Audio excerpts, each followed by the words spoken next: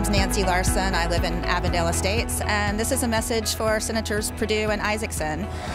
This week I am celebrating the 12th anniversary of my life-saving kidney transplant. My name is Ense. I am a Georgia resident. I'm an immigrant.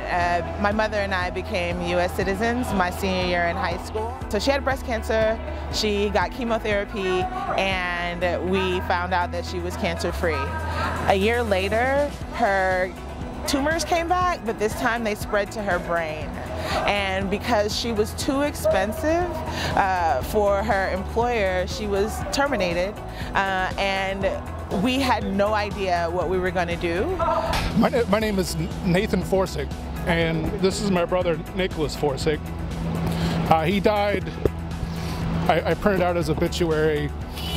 He would be turning 40 this Friday.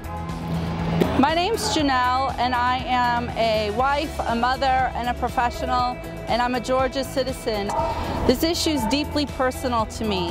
I'm a breast cancer survivor, and I rely upon medication to reduce my odds of breast cancer returning. I'm an Emory physician at Grady, and I want to talk a little bit about Grady. As most of us know, Grady is a safety net hospital. It's a great hospital.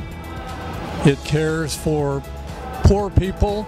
It depends upon funding from the counties, but most importantly, it depends on the funding for Medicaid.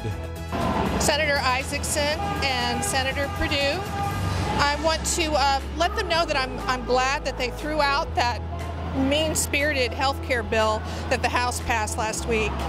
And I wanted to urge them because of my daughter, people like Annabelle. She was born 15 weeks premature and she has cerebral palsy. Senator Perdue, Senator Isaacson, I'd like to introduce you to my brother. You would really like him. He would donate to you. He would probably organize great big fundraisers and generate a lot more money for you. Unfortunately, I can't make that introduction because my brother is dead. My brother is dead because he had a pre-existing condition that prevented him from getting health insurance. I want to tell my story because I feel like it's not really a story that's being said, and that is for those of us that are on private insurance and what our life was like before the ACA. I have a niece with juvenile diabetes that requires daily insulin injections, continued health monitoring, to minimize the risk of the inevitable complications that disease brings about for the person that's had to deal with it.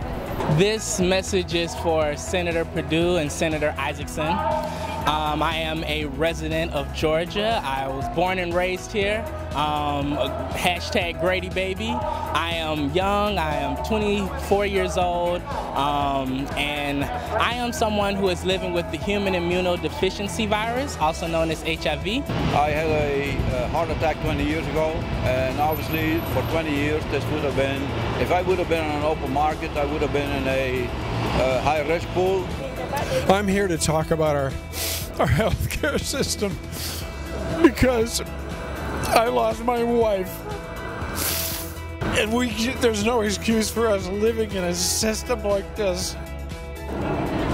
I just ask that you hear us and all of our community and all of the 84% of Americans who do have a pre-existing condition. Because we don't have Medicaid expansion in the state, and because she wasn't working, literally every dime that she has goes to her health care. The Affordable Care Act has literally saved people's lives, and we need you to make sure that it continues to do so now and into the foreseeable future. So I just want to urge our senators to please consider our kids when they're writing this new health care bill, because this is something that means so much to me and so much to my family. What I've been trying to tell people is that, was the ACA perfect? It was not perfect. It was not perfect at all, but what it did was it guaranteed people like me wouldn't go bankrupt over a couple illnesses that they have to deal with their whole life. The ACA needed funding, and they put put together a contract, a supposed contract between the wealthy and the healthy and the young to provide care, to help support care for the elderly, the poor, and the ill. And I think that was a wonderful contract. I'm also here for my husband. My husband was recently diagnosed with end-stage renal disease, and he's going to need a kidney transplant.